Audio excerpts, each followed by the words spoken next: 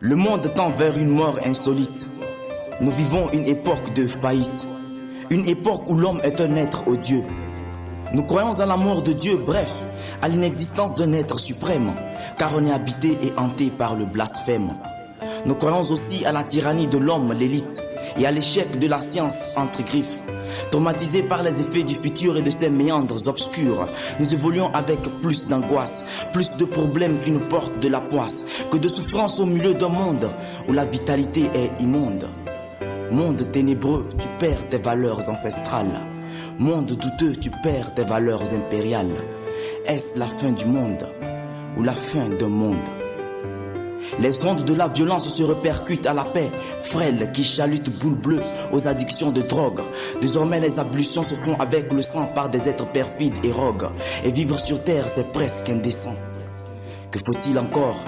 Que faut-il encore dans un monde où l'homme, l'être pensant, croyant au dogme, mais qui s'éternise dans l'amalgame des désirs infâmes? Allez lui dire à cet homme que d'arrêter la gamme. Que faut-il encore dans un monde où la cruauté que toutes les divinités ont cru ôter à travers leurs voix qu'elles ont su hausser? Nos mœurs sont à rameuter, nos esprits sont à rameuter. Est-ce la fin du monde ou la fin d'un monde? Au journal, tout comme à la dépêche, on nous parle de dèches qui ruinent la population planétaire. Des enfants croupissent dans la misère. Le monde crève la dalle et à la dalle. Que faire?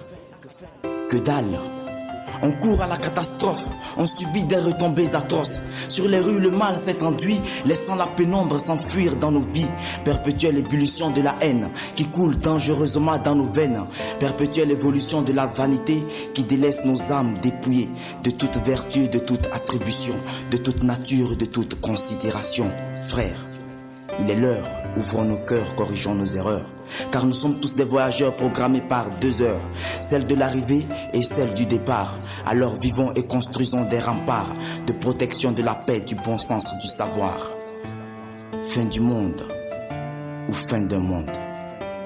Le dompteur d'esprit, Timac le clairvoyant.